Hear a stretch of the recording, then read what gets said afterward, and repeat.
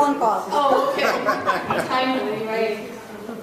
Again, on behalf of Governor Christie and our administration in New Jersey, again, I want to congratulate all of you for putting this summit together. It is critical that our community get together and understand what the barriers are, and we empower our community so that we can get to our customized solutions. And I know for the next couple of days you're going to be really invigorated and energized because I know we have major thought leaders and researchers and academicians who are going to be here talking to all of us and educating us in terms of understanding the burden of illness and the burden of chronic conditions. So I know you're going to have an exciting time.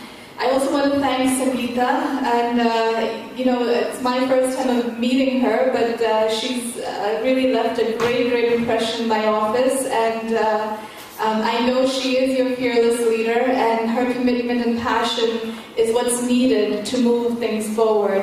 And in life, it's only a small group of people, committed people, who can truly make a change. And so I know Sangeeta and her team, Rajiv, from my hometown in New Jersey, and I know Sunanda Gaur, who's here also from New Jersey, really proud to have all these folks here to ensure that we're moving in the right direction. And since we're talking about Sunanda Gaur, the one thing that Sangeeta didn't talk about was that I am actually one of the founding members of SATI, the South Asian Total Health Initiative, which is being honored today. No longer a member because I can't, given my government position. But I have to tell you, some of the best times I've had in my career have been with this great family that I developed at SATI, and brainstorming back and forth what the issues were and how we could overcome those issues over samosas and tea. So we've had some really nice times together, and I know with a group like Sunanda, Naveen Mehrotra, and some of the other folks there, we're going to see SATI evolve to a much bigger level. And on that note, we know we had our first SATI conference, and when I asked my people at the department to research what anything else was done around understanding the disparities in healthcare when it came to the South Asian population, this was actually the first conference ever to have done that. So kudos to you guys for putting that together. And I have to tell you, as commissioner right now, I'm looking forward to the proceedings from that conference, because that truly will be the blueprint, the foundation and building blocks to a roadmap. And I have to tell you from my experience, when you don't have data, it's very difficult to get grant funding and other research dollars to help understand what the issues are. And those were some of the biggest challenges that we faced when we started our organization at SATI, was that we didn't have enough data to put together to actually make a case for getting funding, getting support, getting academic interest, getting NIH funding to help put together protocols or interventions to bring about change. So I'm really thrilled that we're going to be able to do that as a result of some of the work that SATI is doing, and now with GOPIO and this health summit, because that's where it starts if you're going to be making a change. So I'm really proud of all the work that has gone on. Well, one of the other things that I'm doing in the state of New Jersey is actually coming out with a really neat report on the newest New Jerseyan. So in New Jersey, for instance, about 20% of the population is actually a foreign-born citizen, a foreign-born person. And about 28% of the people in New Jersey speak a language other than English at home. So when you look at the diversity and when you look at what's needed, it is so critical that we understand our community, because not only is our population aging, but it's also browning. And by 2050, half of the population here in the US will be that of color. So when you look at all that, it's important that we understand and prepare for solutions so that we don't talk about healthcare disparities. But just some statistics in terms of the South Asians in New Jersey, for instance. New Jersey has the third largest statewide population of South Asians in the US. New Jersey's population of South Asians is about 200,000, which is 2.3% of the overall population, compared to 1% in the entire country. Indians comprise 35% 35% of the total Asian population, and it's the most rapidly growing segment of the Asian population, and by some numbers even the foreign-born population.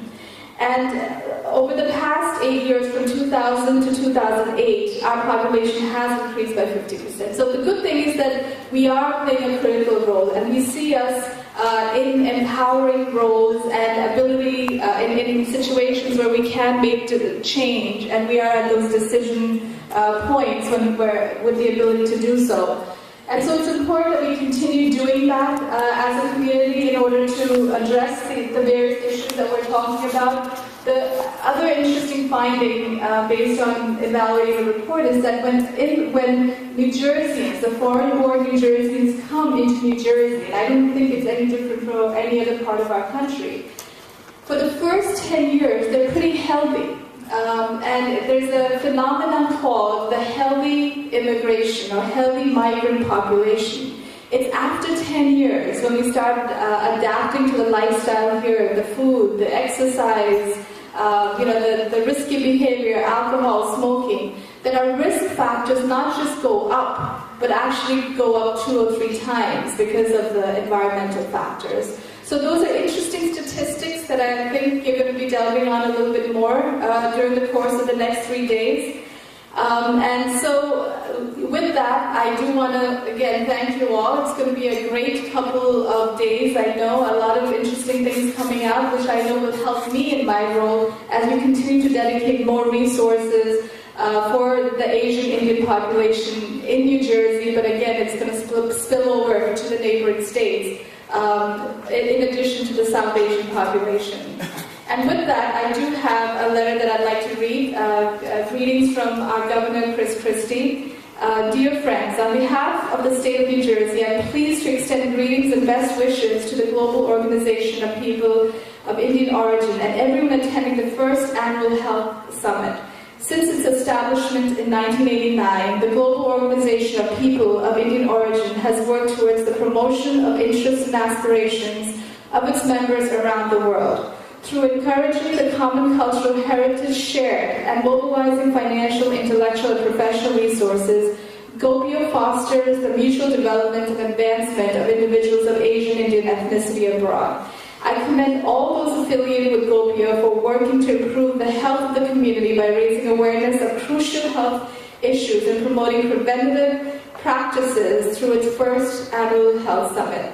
Best wishes for an enjoyable and productive event. Sincerely, Chris Christie, Governor. And again, the Governor is extremely supportive of our population. In fact, on Friday, November 5th, he celebrated Diwali in his office. And he was just so thrilled. I have to tell you, he wore the garland and everything, and he was just like he didn't want to take anything off. He was so thrilled. So he truly connects with our community. He understands the role that our community plays, and and again, we make great contributions to not just the professional side, but also the economic side. So again, thank you, and I'm honored to be here today.